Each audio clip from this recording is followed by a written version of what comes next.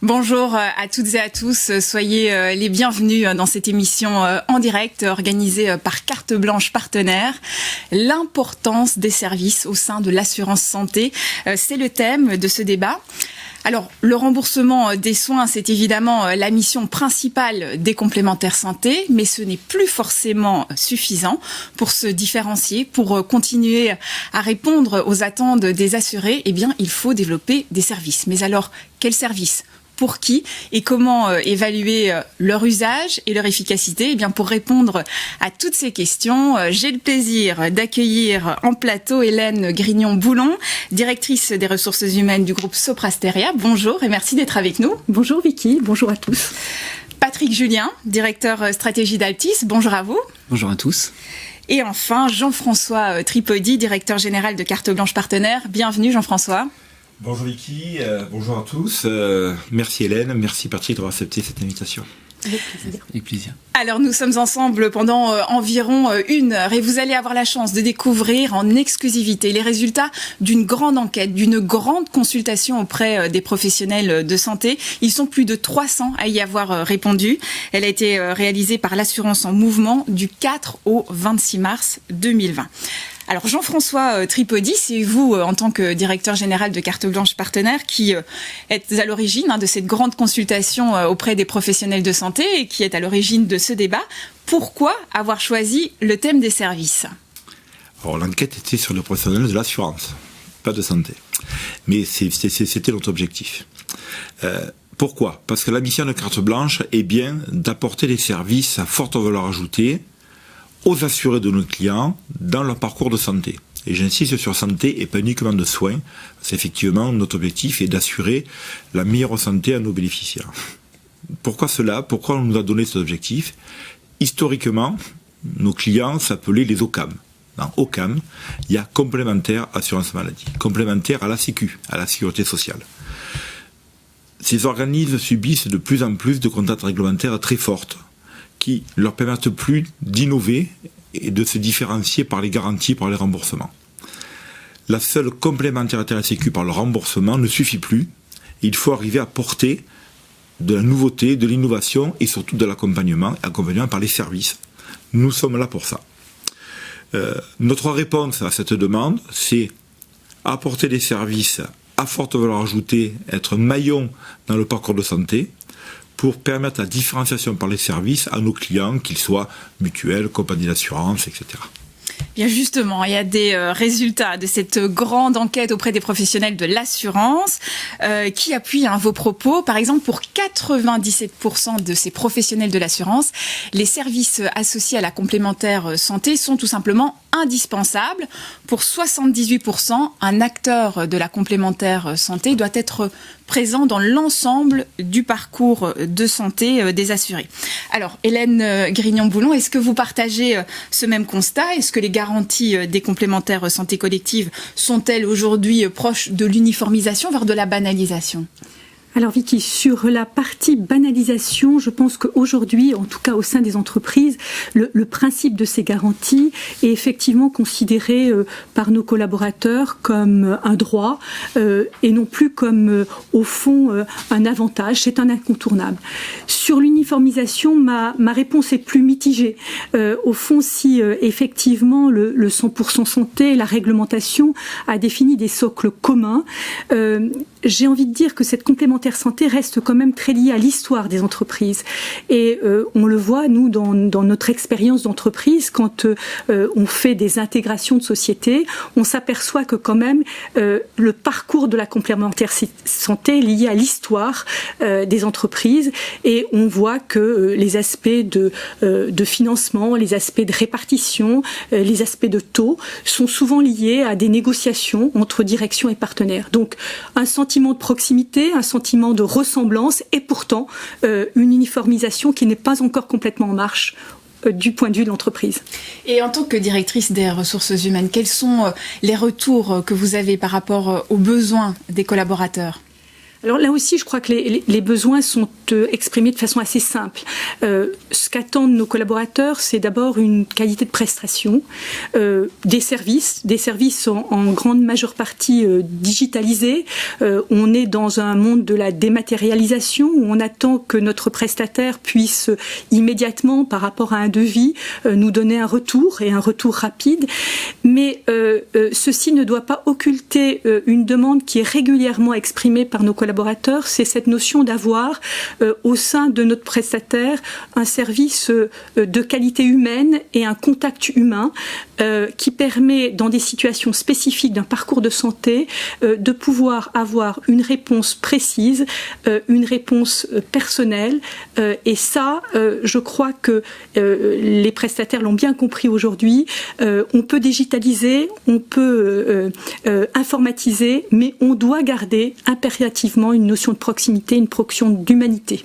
Oui, il n'y a pas que les services digitaux, il y a les services humains Tout aussi. Et d'ailleurs, on va revenir là-dessus un peu plus tard. Patrick Julien, vous êtes le directeur stratégie d'Aptis qui compte près de 400 000 adhérents. Alors, vous vendez des contrats donc via un réseau de distributeurs. Comment est-ce que vous adaptez les services aux besoins ? Alors, le groupe Aptis est né en 1976 sous forme d'association d'assurés, avec pour objectif de co-construire avec les communautés d'adhérents des solutions d'assurance santé et de prévention particulièrement adaptées à leurs besoins. Donc l'adhérent est au cœur du dispositif et il est donc particulièrement sensibilisé sur la notion de comportement responsable face à la santé. Et du coup, dans notre organisation, le cabinet de courtage s'est spécialisé sur la partie construction des offres assurantielles et les associations ont pris en main tout le développement des actions de prévention et qui est devenu aujourd'hui plus une notion de bien-être d'ailleurs que de prévention pure. Et quels sont alors les types de services que vous proposez ? Alors, dans les associations, nous avons 700 adhérents bénévoles qui sont répartis dans des comités locaux d'adhérents et dans des commissions spécialisées et qui vont organiser tout au long de l'année des ateliers de prévention. Donc, en 2019, nous en avons mené plus de 400 et ils s'appuient pour ça sur un réseau national d'experts qu'ils utilisent en fonction des thèmes utilisés dans notre catalogue et également une application collaborative qui s'appelle Agir Ensemble et qui permet de mobiliser les adhérents. Donc ça se fait sous forme de réunion physique ou à distance. Alors réunion physique sur l'année 2019 et puis effectivement avec 2020. Vous avez dû vous adapter. Il fallait s'adapter effectivement. Donc pour 2020 nous avons arrêté les ateliers présentiels et nous avons développé 2 autres outils. Donc nous avons créé une chaîne YouTube qui s'appelle Cap Santé Durable et sur lesquels nous avons mis une vingtaine de tutos, de vidéos qui permettent d'être sensibilisés sur les pratiques en matière de bien-être et de prévention. On a plusieurs thèmes, être en forme, rester zen, créer des liens autour de soi et comment également préserver l'environnement tout en étant prêtant attention à sa santé. Et puis on travaille aussi avec les bénévoles à transformer les ateliers présentiels en ateliers virtuels, donc à distance. Et pour ça, tout au long de l'année 2020, il a fallu mettre en place toute une organisation, former les bénévoles pour faire ça, travailler avec les partenaires. Et donc du coup, on en verra surtout le fruit en 2021. Oui, c'est très large en fait, tous les thèmes que vous abordez lors de ces événements, c'est varié. Oui, c'est très varié. On travaille sur le sport, sur l'activité physique. Par exemple, on a des ateliers sur la marche afghane, la marche nordique, en présentiel et en distanciel aussi. On travaille sur le sommeil, notamment comment améliorer le sommeil avec la cohérence cardiaque.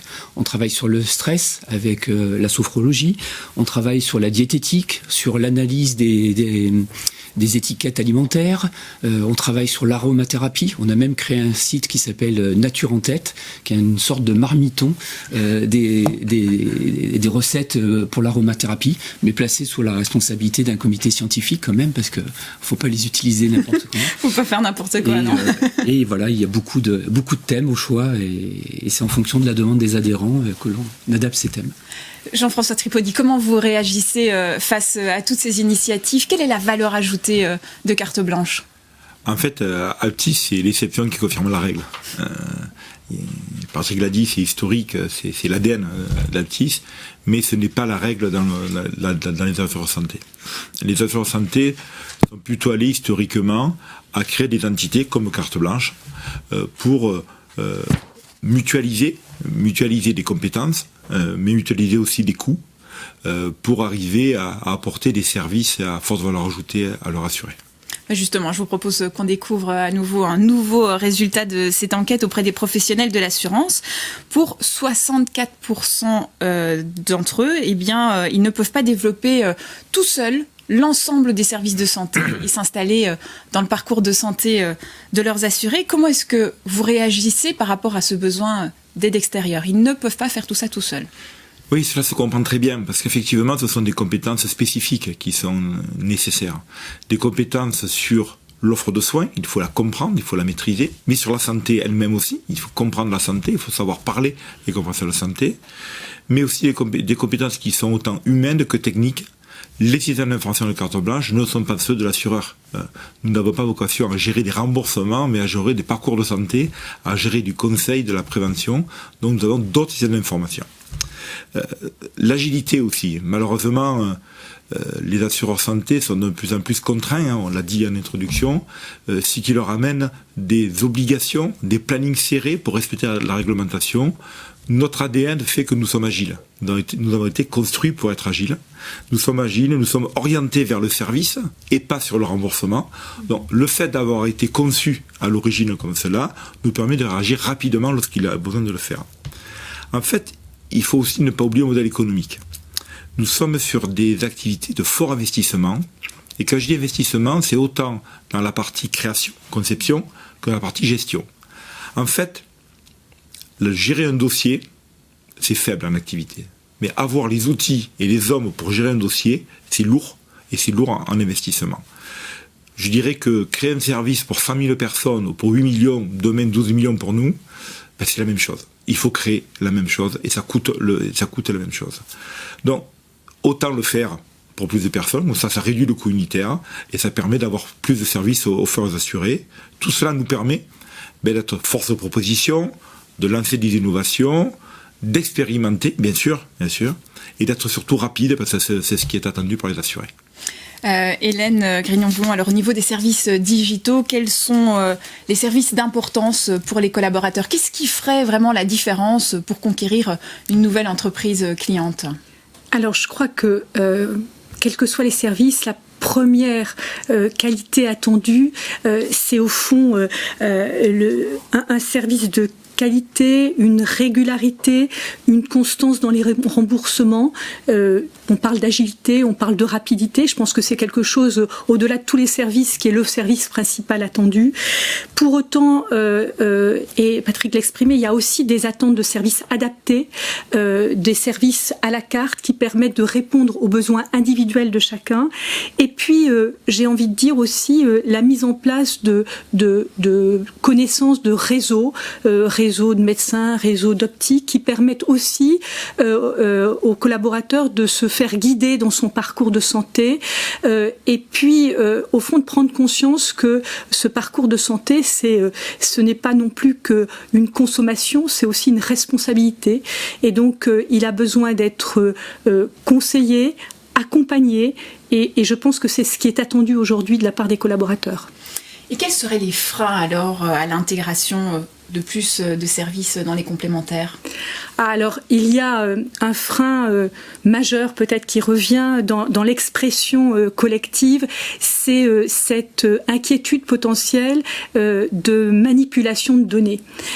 Au fond, aujourd'hui, on est attentif au fait que, en tant qu'employeur, nous recevons des données statistiques globales, générales, mais nous devons rassurer nos collaborateurs que les données relatives à leur parcours de santé ne franchit jamais la porte de l'entreprise, reste quelque part une donnée confidentielle et non pas une donnée ni marchande, ni commerciale, ni une donnée qui vient impacter la vie professionnelle du collaborateur. Donc j'ai envie de dire que le seul frein majeur, c'est celui que j'aimerais mettre en avant, c'est cette notion de données confidentialité. Oui, c'est un vrai sujet d'actualité et c'est vraiment une vraie crainte chez les collaborateurs, vous le ressentez? Oui, en tout cas, c'est pas forcément une crainte, mais c'est un rappel régulier qui nous est fait et sur lequel nous sommes amenés à régulièrement rappeler au fond cette séparation entre le parcours de la vie santé et le parcours de la vie professionnelle. Jean-François Tripodi, alors effectivement, c'est une vraie crainte, c'est un sujet crucial en tout cas, la protection des données personnelles par rapport aux assurés, mais aussi par rapport aux assureurs. Tout à fait, les assureurs sont aussi fortement impliqués là-dessus, puisqu'ils répercutent finalement le besoin de l'employeur. Hélène a tout à fait raison de le rappeler. Les assureurs ont le même problème. Il faut cloisonner le remboursement des actions d'accompagnement, de prévention, etc. Pourquoi ? Parce que sinon l'assuré n'aurait pas confiance pour aller utiliser ces services. Donc il faut qu'il y ait en confiance. Et le mot confiance est important. Donc carte blanche est un tiers de confiance, c'est le mot qu'il faut employer. Par exemple, par rapport à la CNIL, la Commission nationale informatique et liberté, qui a un dogme sur la minimisation des données à utiliser. Nous ne captons les données que nécessaires, nous ne gardons que celles utiles, et nous ne donnons pas à l'assureur celles qu'il n'a pas besoin. Nous gardons pour nous les données de santé dans un mode hyper sécurisé. Nous sommes nativement RGPD bien avant que l'Europe nous y oblige, puisqu'on avait suivi ça depuis très longtemps. Au sens de la CNIL, nous sommes responsables de traitement, c'est-à-dire que c'est nous qui assurons juridiquement le traitement de ces données. Si par malheur, un jour il y a quelque chose qui se passait mal, et ça n'arrivera jamais, mais si par malheur cela arrivait, nous sommes responsables, c'est pas nos clients qui sont responsables, c'est pas l'assureur, c'est pas l'employeur, c'est nous qui sommes responsables. Donc ça porte sur nous cette responsabilité. Donc l'impact que nous mettons dans notre organisation, dans nos outils informatiques. Il existe une fédération des tiers de confiance. Nous en sommes membres, j'en suis administrateur, et nous animons le groupe de travail e-santé. Il faut monter une implication que nous mettons là-dedans, parce qu'effectivement la donnée, c'est quand même la clé des services, la clé de la personnalisation. Il faut les sécuriser. Notre système d'information est natif sur cette sécurisation. Tout est en mode HDS. Tout ce que nous faisons, nous sommes le seul acteur du secteur à faire cela. Tout notre système d'information est en mode HDS. Notre DPO est certifié, ce qui est rare aussi. C'est-à-dire qu'il est impliqué de fait dans tous nos dossiers dès l'origine pour s'assurer justement que les équipes qui créent des nouveaux services ne se trompent pas. Ils ne vont pas sur un chemin qu'il ne faudrait pas avoir. Je dirais que même l'État nous a reconnu cette qualité, puisque vous connaissez le SNIRAM, le Data Hub. Nous sommes un des rares à avoir l'habilitation à aller chercher les données sur le SNIRAM, sur le PMSI, les analyser, faire des études et des enquêtes. C'est comme ça que nous sortons par exemple le guide OSPI, mais pas que. Cela démontre que notre capacité et notre réalité sur la fiabilité du traitement des données. Alors l'un des avantages justement de l'analyse de ces données, c'est de pouvoir par exemple prévenir un assuré de l'existence d'un service au bon moment. Et ça, c'est quelque chose que vous faites déjà. Patrick. Oui, tout à fait. Alors, quand on parle de data, nous n'avons aucune donnée de santé. Nous n'avons que des données de consommation. Déjà, pour rassurer Hélène par rapport à l'utilisation de la data. Et en fait, nous sommes face à un dilemme, c'est que nous proposons beaucoup de services, mais c'est très difficile finalement pour les assurés d'en avoir connaissance au bon moment. Donc, du coup, ce que nous essayons de faire, c'est de saisir dans les données de santé un certain nombre d'événements pour pousser la bonne information au bon moment à la bonne personne. Alors, ça reste encore limité aujourd'hui, mais sur l'année 2020, par exemple, ce que nous avons fait, c'est que chaque fois que nous avons une demande de prise en charge hospitalière, nous contactons l'adhérent pour lui rappeler quelles sont ses garanties en matière d'hospitalisation, pour le rassurer, et puis lui dire aussi tous les services qui accompagnent la sortie d'hospitalisation. Et c'est le bon moment pour lui donner, parce qu'à l'adhésion, si on lui a donné à l'adhésion, il ne s'en rappelle plus. Et un autre exemple aussi que l'on a mis en place depuis 2 ans, c'est au moment de la déclaration d'un arrêt de travail.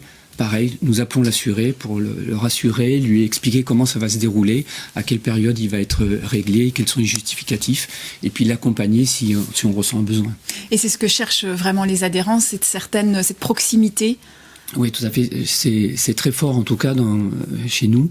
Et d'ailleurs, nous avons été plus loin sur l'année 2020 avec le contexte de la crise sanitaire. Nous avons décidé d'appeler systématiquement tous nos seniors, tous nos assurés seniors, pour prendre de leurs nouvelles. On n'avait rien à leur vendre, rien à leur proposer. Simplement prendre de leurs nouvelles, voir si tout allait bien, et voir éventuellement s'il y avait des situations de détresse qui nécessitaient de leur proposer un accompagnement social, puisque nous sommes équipés aussi pour les accompagner dans ce domaine-là.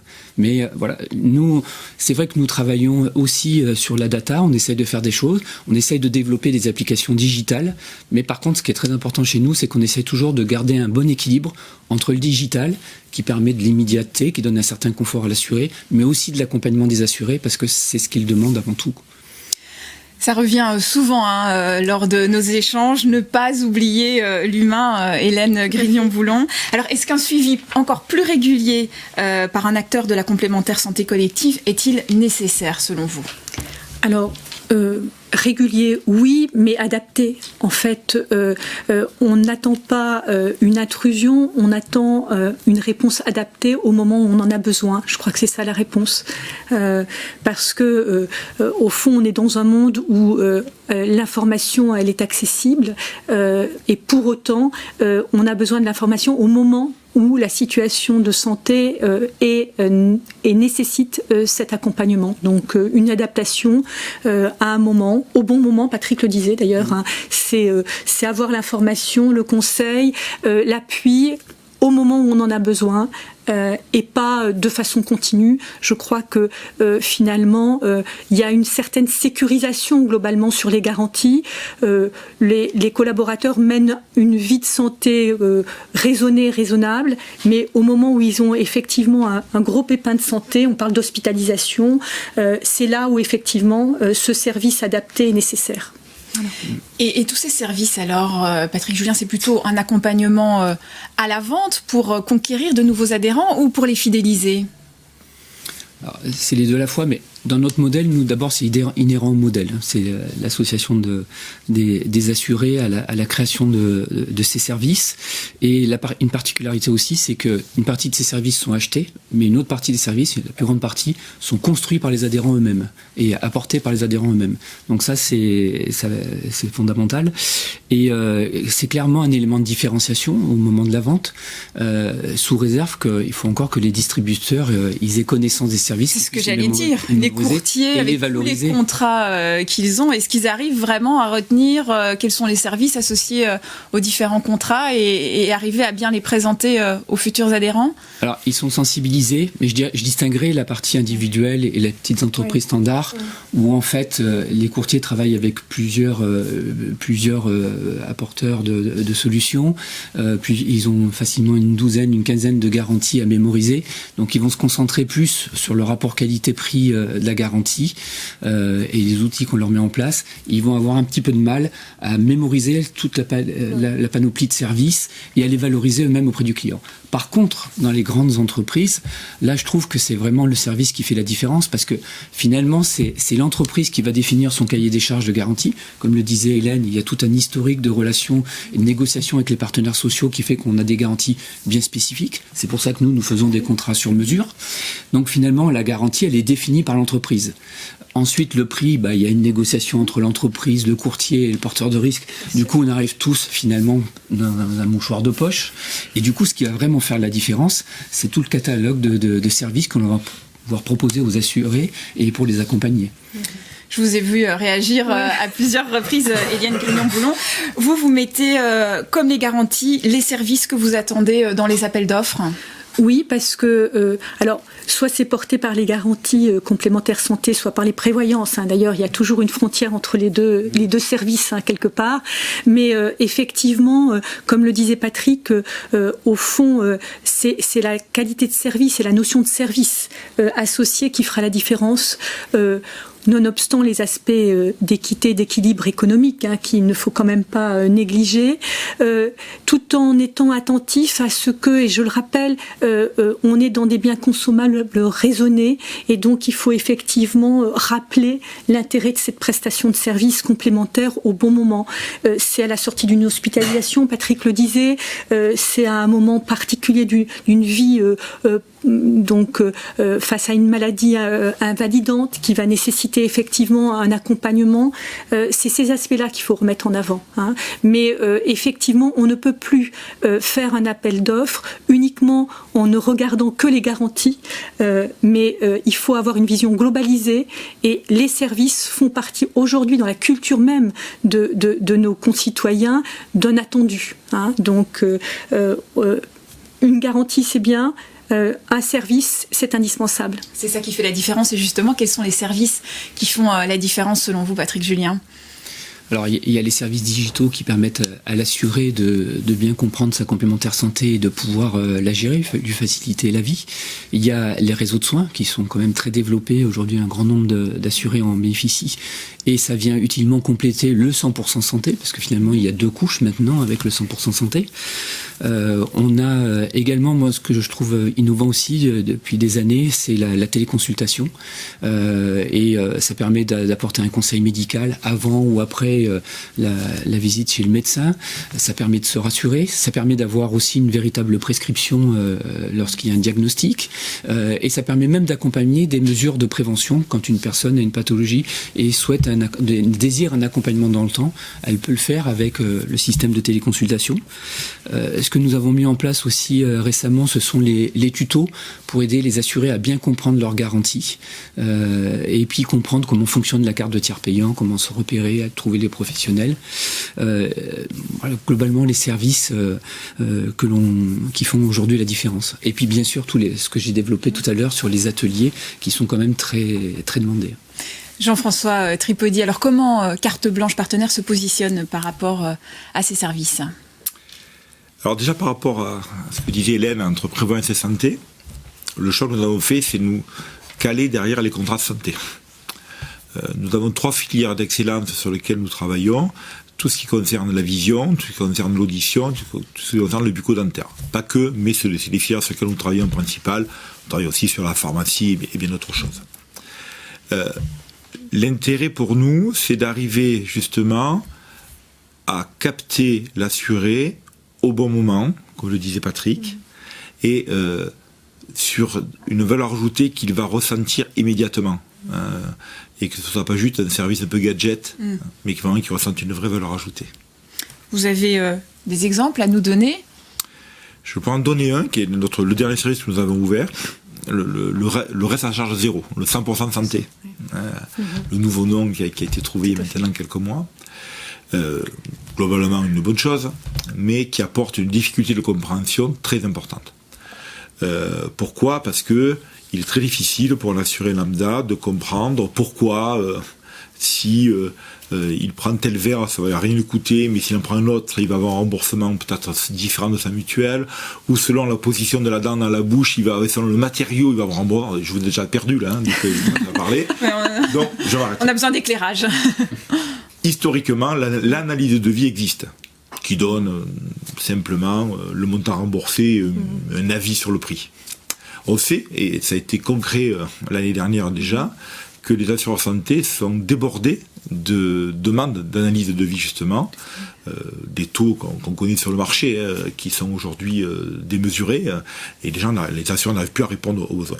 Donc on nous avait anticipé pour nos clients, et de ce fait on a créé Mon Devis décrypté. On n'est plus dans l'analyse, on est dans le décryptage, c'est plus pareil, on monte d'un cran. Pourquoi ? Parce qu'il fallait que avant l'assuré saisisse sur un portail la copie de son devis, ou alors qu'il envoie par courrier ou par fax, ou par mail. Donc courrier mail saisi par un opérateur et saisi sur un portail, il réalise, c'est trop complexe maintenant, ce n'est pas possible. Donc nous ce qu'on a fait, c'est qu'il fallait répondre à cela pour que l'assuré ait plus de compréhension, qu'il comprenne ce que lui a proposé son professionnel de santé, que ce soit un orthoprothésiste, un opticien ou un dentiste, peu importe, il faut qu'il comprenne. On ne va pas dénigrer, c'est pas notre métier. Notre métier, c'est expliquer, c'est donner des conseils.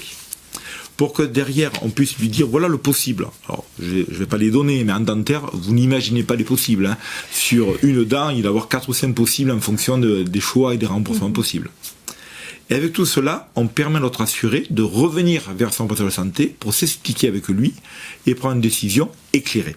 C'est le mot important, c'est éclairé. Et ça se fait rapidement, tout ça ? Mais écoutez, je ne l'ai pas sur moi, mais sinon avec un téléphone, vous prenez la photo du devis, cette photo rentre dans l'application fournie par votre assureur santé, que nous lui avons fourni bien sûr, mais qui est inclus dans le parcours client qu'il a géré, et vous avez la réponse en quelques secondes. Mais vraiment quelques secondes. C'est-à-dire vous avez sur votre téléphone la synthèse, et par mail le détail, avec lequel vous pouvez aller chez votre dentiste par exemple, pour avoir de bonnes explications, et bien sûr, tout ça en mode RGPD, dans un mode HDS, etc. Mais Hélène l'a souligné, l'informatique c'est bien, Patrick l'a dit, ça permet le digital d'avoir une communication de masse, une possibilité d'accéder facilement, mais ce n'est pas tout. Donc nous avons aussi prévu que malgré cela, l'assuré ne soit pas complètement à l'aise, et donc il peut nous téléphoner. Nous avons des téléconseillers experts qui maîtrisent très bien l'optique, le dentaire, l'audio, je le disais tout à l'heure, nous sommes des experts de la santé, et donc ils peuvent expliquer et donner encore une meilleure compréhension à tout cela. Hélène, les salariés des entreprises, est-ce qu'ils ont suffisamment d'informations sur les services? Parce qu'on a bien compris que les services étaient très importants et faisaient la différence, mais est-ce qu'ils sont au courant de l'existence de tous ces services? Alors, j'ai envie de dire oui. Et non. Oui, parce que à un moment, on donne l'information. Régulièrement, chaque année, en début d'année, on redonne des accès pour avoir une visibilité sur les remboursements, quand il y a entre autres eu des évolutions. Pour autant, est-ce qu'ils s'y intéressent? Oui, en se disant globalement j'ai une sécurité, j'ai une communication, mais au fond ils vont s'y intéresser le jour où ils seront concernés par au fond le soin dentaire, le soin optique. Et au fond, on est dans un monde où on est en grande partage de communication, mais on ne regardera et on ne s'intéressera que le jour où on aura un réel besoin. Et c'est là où d'ailleurs, je trouve que c'est intéressant de se dire que à ce moment-là, au moment où on a un vrai besoin, on redevient responsable.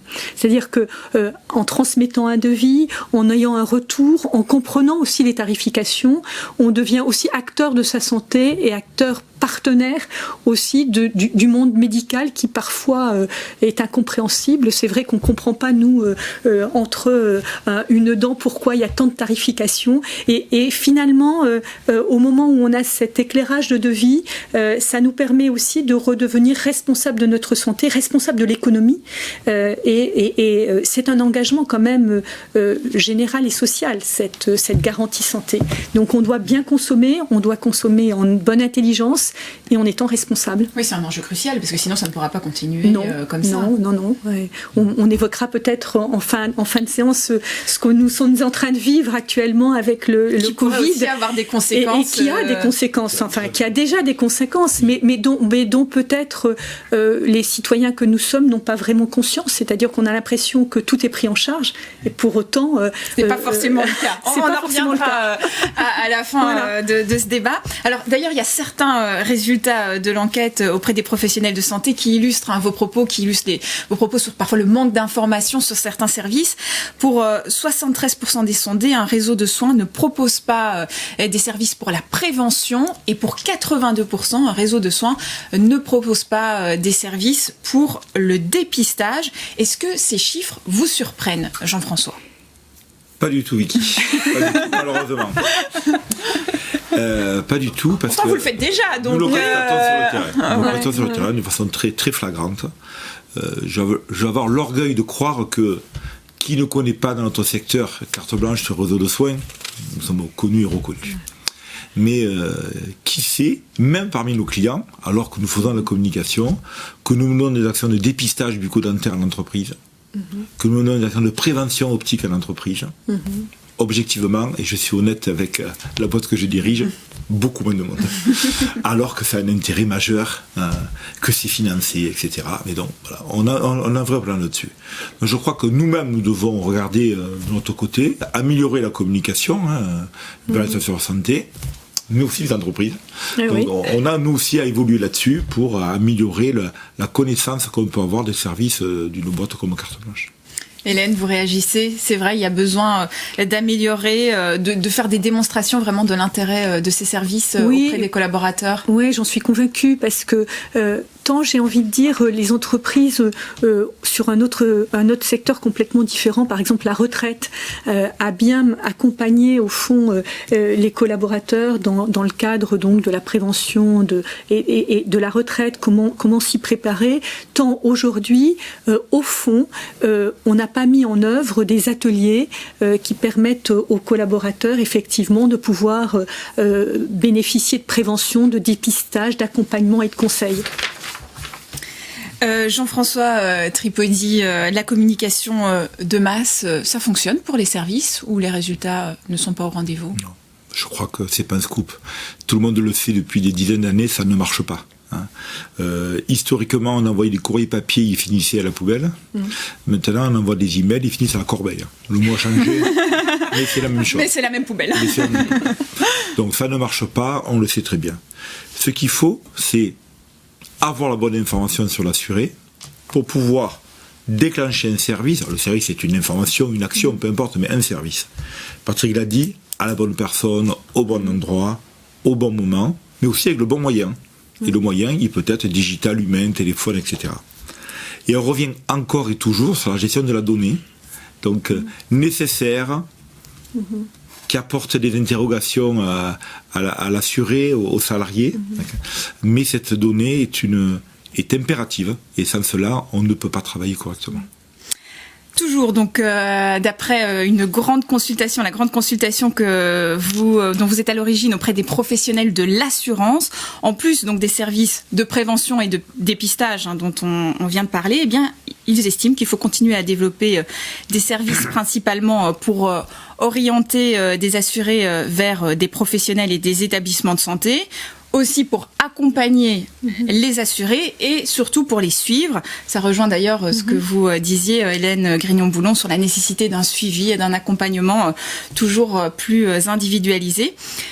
Et vous alors, Patrick, Julien, à l'avenir, sur quel service vous allez travailler ? Alors, nous travaillons actuellement sur 3 projets. Il y en a un qui concerne la compréhension des garanties, la simulation de remboursement et la lisibilité des contrats. Vous savez que nous avons une obligation à respecter de lisibilité des contrats, mais c'est un sujet qui est extrêmement complexe parce que nous sommes complémentaires à une sécurité sociale qui est devenue de plus en plus complexe. Donc faire simple avec un étage complémentaire sur quelque chose qui est très complexe, c'est pas simple. Et donc du coup, dans l'obligation de lisibilité, ce sont des choses assez figées, ce sont des exemples de remboursement sur quelques garanties. Nous voudrions aller plus loin et pouvoir permettre aux adhérents de simuler des exemples de remboursement qui correspondent à leur situation, et quelle que soit la garantie, qu'on soit dans des contrats sur mesure d'entreprise ou dans des contrats standards en individuel. Donc ça, c'est le premier projet. Il y a un sujet aussi qui nous intéresse, qui a du sens, c'est le deuxième avis médical. Alors, on apporte déjà une première réponse quelque part avec la téléconsultation, parce que c'est une façon aussi d'avoir un premier niveau de deuxième avis médical. Nous souhaiterions aller plus loin. Et puis le troisième sujet aussi sur lequel on a commencé à bien avancer avec les adhérents, là c'est une co-construction avec les adhérents, c'est travailler sur la préparation à la retraite. C'est-à-dire à la fois en amont, les accompagner pour franchir cette étape, en leur posant la question de se dire finalement qu'est-ce que vous avez envie de faire de votre temps après quand vous serez à la retraite. On veut créer une espèce de boussole qui leur permette de dire à quoi ils veulent consacrer leur temps. Et une fois qu'on sait et qu'on saura à quoi ils veulent consacrer leur temps, essayer de leur proposer des solutions. Toujours le catalogue de prestations, c'est-à-dire comment partager des activités avec les autres adhérents et qui figurent dans notre catalogue. On veut s'engager dans la vie bénévole, on veut faire des activités sportives, des activités culturelles. On va essayer de leur apporter un certain nombre de solutions, toujours sur le principe, on le fabrique avec les adhérents. Oui, ensemble, c'est eux qui sont force de proposition. Hélène Grignon-Boulon, quelles seront selon vous les principales caractéristiques de la complémentaire santé de demain, selon vous ? Alors, je ne sais pas ce que sera demain. C'est une question qu'il faut plus poser aux professionnels autour de la table. Pour autant, j'ai envie de dire que la complémentaire de demain sera une complémentaire qui restera de qualité, qui sera raisonnée, raisonnable, qui ne sera pas un produit de consommation banal, mais un produit de consommation responsable, je pense. Et je crois que quelque part, c'est ces éléments-là qui feront que demain, on gardera un système qui est quand même excessivement privilégié en France et qui est quand même assez unique aujourd'hui, où à la fois on a un état présent, mais on a aussi la chance, quand on fait un parcours de vie professionnelle, d'avoir des entreprises qui permettent de garantir un parcours de santé dans des conditions, je dirais, qui sont globalement confortables et qui permettent de prévenir les accidents de la vie. Et quelque part, je crois que c'est cet ensemble qu'il faut réussir à réconcilier et pas à briser. Et je ne suis pas une grande spécialiste des réglementations, mais j'ai envie de dire il faudrait surtout garder une simplification et une lisibilité, une compréhension. À quand demain une grille unique sur l'optique? À quand demain une grille unique sur le dentaire qui soit lisible par tous, compréhensible par tous? Aujourd'hui, on n'a pas encore ce niveau de compréhension et donc ce niveau de responsabilité nécessaire. Voilà. Donc, mais c'est une vraie question. Hein, le devenir de nos garanties futures. Est-ce qu'on aura les moyens de le faire et quel sera le niveau qu'il nous faudra garantir pour un régime d'équité sanitaire dans lequel on va être projeté potentiellement? C'est une vraie question. Jean-François Tripodi, c'est aussi une de vos priorités, mieux consommer la santé. C'est tout l'enjeu aussi des services que vous proposez. Oui, tout à fait. Je partage entièrement ce que vient de dire Hélène par rapport à la santé. C'est un bien précieux. C'est un bien précieux qui est à la fois collectif et individuel. Oui. Donc il faut le gérer dans ces deux pans, parce que sinon on va rater ce qu'on doit faire. Justement, je crois qu'il y a aussi une question de mots. C'est qu'on ne consomme pas de la santé. On est usager de la santé. Et peut-être c'est un travers de l'assurance santé. C'est que les assurés, des fois, veulent consommer la santé parce qu'ils ont payé leur cotisation. Effectivement, quand on prend une assurance automobile, on n'a pas trop envie d'avoir un accident. Mais par contre, il faut rembourser la mutuelle. Quoi. C'est vrai que c'est une excellente remarque. On parle de consommation en matière de santé et tant qu'on parlera de consommation, peut-être qu'on n'évoluera pas complètement. C'est une excellente remarque. Désolée d'avoir employé ce terme. Non, mais on est là pour ça. Ça montre que des changements doivent être faits dans ce domaine. Et donc, pour revenir sur carte blanche par rapport à ça, l'orientation que nous avons prise, c'est être sur le parcours de santé. Pour justement peut-être essayer d'éviter le soin, ou du moins diminuer les problématiques de soins. Donc nous essayons de gérer l'ensemble de parcours de santé, par un accompagnement qui est personnalisé. On revient personnaliser les données, etc. Mais c'est la réalité, si c'est personnel, ça ne sert à rien de donner une information générale à quelqu'un. Il s'en fiche totalement. Il va sur Google sinon. Hein, et puis il a sa réponse globale pour tout le monde, voilà, etc. Et nous partons de la prévention primaire, qui peut être que de l'information ciblée, jusqu'à un fléchage très clair, très formel dans l'offre de soins. Je vous donne un exemple que nous sommes en train de faire. Aujourd'hui, vous voulez par exemple changer vos lunettes. C'est le cas classique de l'avoir en ophtalmo. Aujourd'hui, il y a plusieurs scénarios. Nous sommes en train de mettre en place, avec le ministère et la CNAM, un nouveau process qui permettra d'avoir un fléchage qui dira vous pouvez aller voir un orthotiste, vous pouvez aller voir un opticien, vous devez aller voir un ophtalmo. Et c'est pas pareil. Oui. Voilà. Patrice Julien, vous souhaitez réagir à cette idée de mieux consommer non, je ne voudrais même pas employer le mot consommer. Je vous ai mais responsable en revanche par rapport à la santé. Effectivement, nous, encore une fois, c'est notre position d'origine, c'est essayer de faire une protection sociale durable en ayant un comportement responsable dans l'utilisation de sa garantie, et puis aussi adopter les bons comportements de santé qui permettent de vivre durablement en bonne santé. Donc nous, c'est dans notre modèle, et les deux sont vertueux parce que si on a ce bon comportement, on a moins recours aux soins et du coup ça permet d'avoir une bonne protection pour les coups durs tout en ayant un financement qui reste raisonnable. Oui, même dans vos services, vous êtes très orienté prévention finalement avec vos adhérents. Tout à fait. Oui.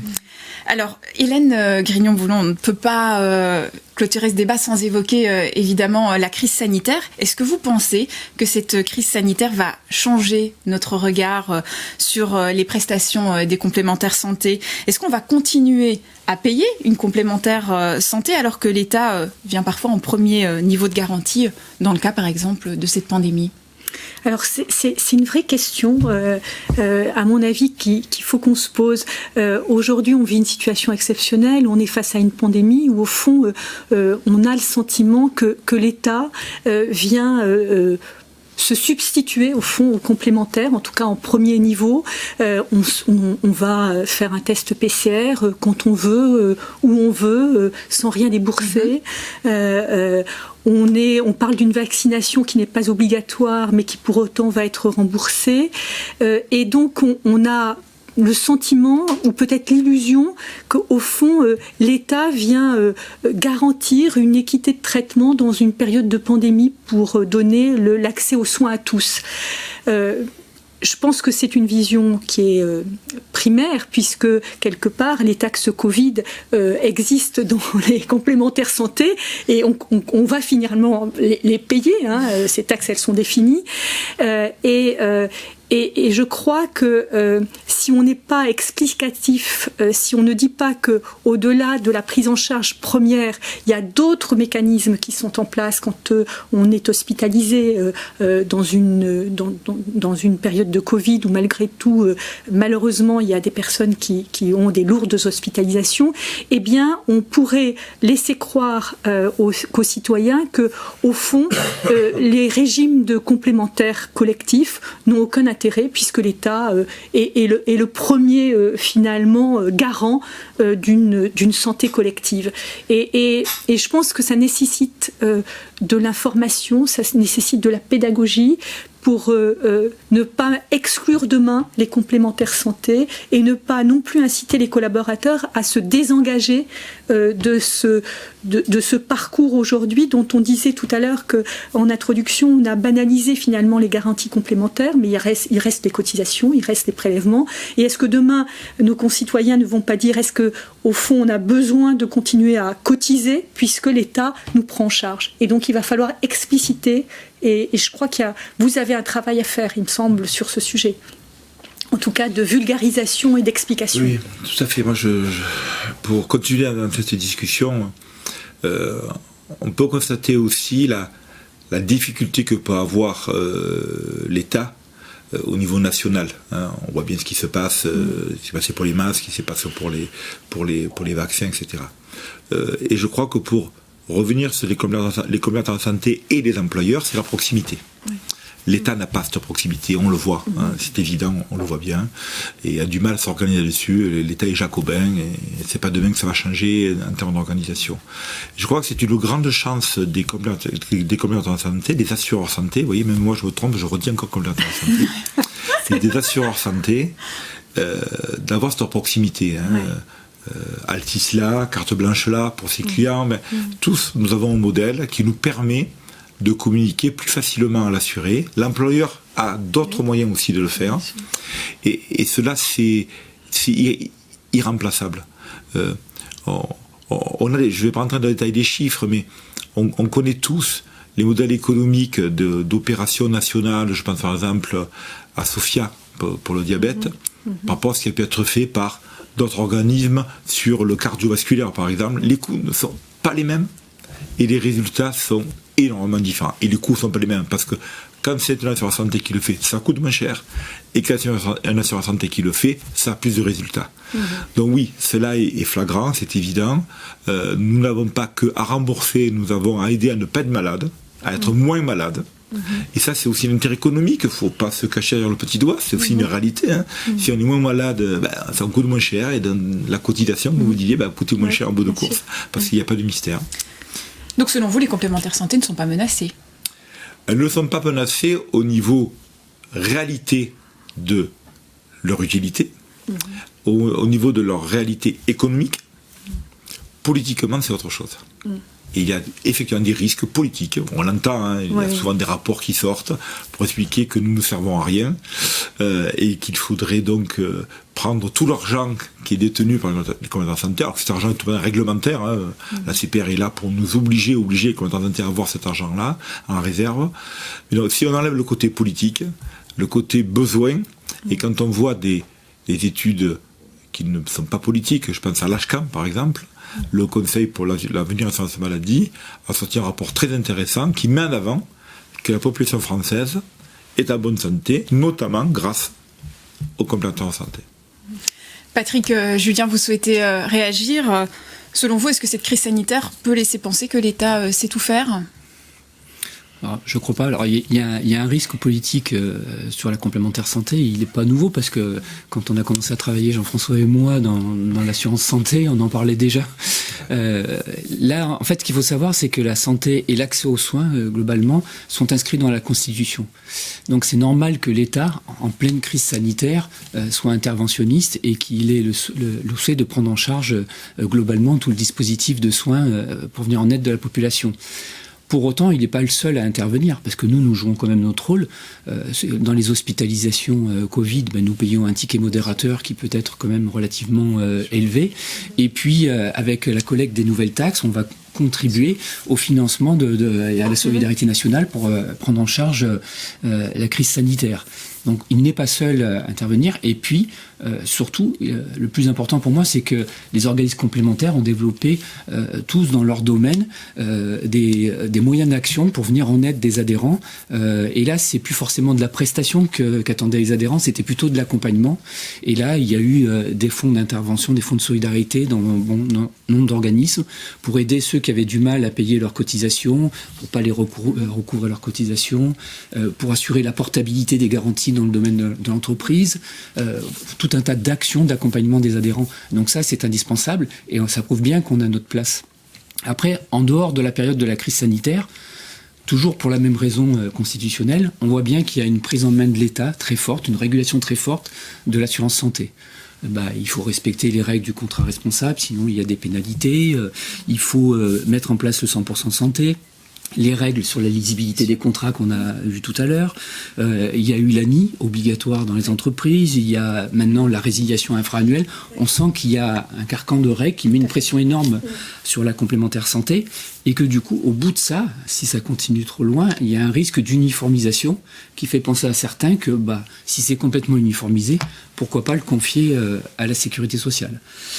Moi, personnellement, je pense qu'il n'y a pas beaucoup de gens qui ont envie, finalement, que leur complémentaire santé disparaisse et que, finalement, on se contente de leur rembourser des dépenses de maladie, parce que la sécurité sociale est quand même plus axée sur le gros risque et les dépenses de maladie, alors que les complémentaires santé ont sorti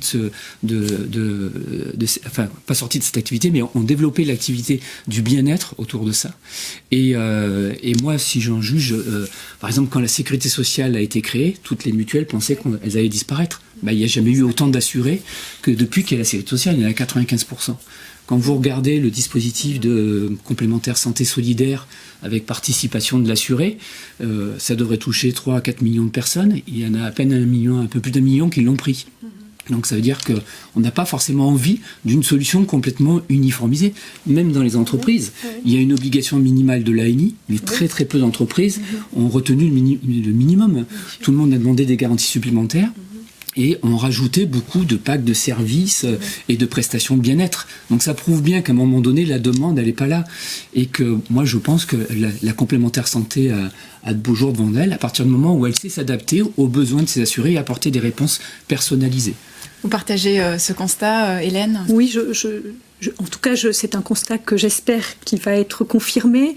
Mais ça nécessite effectivement sûrement de la communication, de l'information, pour rassurer et puis surtout, je pense, ne pas rendre clivant au fond cette complémentaire qui elle porte en son nom cette notion de collectif, et qu'elle reste bien collectif. Donc, je pense dans des périodes que nous vivons, c'est important aussi que on puisse faire passer des messages sur le rôle de l'État, mais le rôle aussi des complémentaires, et que les deux ne soient pas antinomiques, mais bien collectifs. C'est ensemble qu'on assurera la santé, le bien-être de l'ensemble de nos concitoyens. Je crois que c'est pas un seul organisme qui peut prendre en charge, c'est un collectif. Et je crois que ça, c'est important. Et il faudra le redire, je pense, et revulgariser cette information-là. Je crois que c'est important. Oui, pour continuer sur ce chemin, effectivement, on a parlé de proximité. Oui. Donc, l'État est régalien. L'État doit mettre en place des opérations régaliennes, la vaccination. L'ambiguïté, c'est à l'État à l'organiser, mais en utilisant des moyens de proximité. Mais c'est lui à le faire. Les complémentaires de santé sont sûrement plus là pour s'occuper de l'individu dans son environnement, dans sa collectivité. C'est pas sûrement la complémentaire de santé, à l'assurance santé, à aller s'occuper globalement de l'état global de la vaccination dans une entreprise. C'est pas son rôle. Non. En revanche, accompagner un assuré qui va avoir une problématique spécifique et permettre que, alors soit pour la santé, qu'ils soient malades, vous parlez de prévoyance, qui reviennent plus vite au travail, aussi ça compte bien sûr, hein. Là oui c'est le rôle, je pense que c'est notre rôle, et que ce soit vers l'assuré individuel ou que ce soit sur le salarié, avec donc la collaboration, le partenariat avec l'employeur, l'assurance santé a la capacité, a les moyens, a le savoir-faire pour communiquer d'une façon personnalisée, on revient toujours sur les mêmes mots, hein, personnalisée parce qu'on connaît la personne, parce qu'on a des données sur elle qui nous permet d'agir au bon moment. Moi, j'ai fait d'autres choses, et j'ai souvenir, à un moment donné, je travaillais pour la mutualité fonction publique, et il y avait des grosses opérations en tant qu'assureur obligatoire sur la mammographie, pour les dames plus de 50 ans, si je me rappelle bien. Nous avions lancé un appel téléphonique 2-3 jours après réception du courrier. On a augmenté le taux de mammographie de 40%. Le courrier, il part à la poubelle. Le coup de fil, vous avez reçu. Le bon gratuit, je fais simple, hein, 40% de plus, tout simplement. Quoi. Ça ne va pas chercher plus loin. Quoi. Il faut faire des choses simples, axées sur la personne, et au bon moment. Patrick l'a dit, vous l'avez dit, au bon moment, et par le bon moyen. Le courrier, c'est la poubelle, le coup de fil, ou peut-être le SMS aujourd'hui, ou c'est la technologie change, hein. L'application qui va permettre de sortir l'information. Nous avons par exemple lancé un chatbot sur le parcours de santé visuel, demain dentaire, demain audio. On a commencé par le visuel. Ce chatbot, s'il est actif, il va sortir une information, une petite, comment on dit déjà, un pop-up. Une notification, c'est le mot que je cherchais, Vicky, merci. Une notification qui va dire au bon moment, voilà, c'est maintenant qu'il faut avoir cette information-là. Quoi. Voilà. Et cette émission touche bientôt à sa fin. Est-ce qu'il y a un dernier message que vous souhaitez faire passer, Hélène? Qu'est-ce qu'on doit absolument retenir de nos échanges? Qu'est-ce qui vous a le plus marqué? J'ai le sentiment qu'on a une vision commune et que le mot proximité, le mot humanité dans ce débat sur la complémentaire est revenu régulièrement. On a su parler d'agilité, on a su parler de rapidité, on a su parler de service, mais on n'a pas oublié l'aspect humain. Et au fond, en matière de santé, c'est ce qui compte.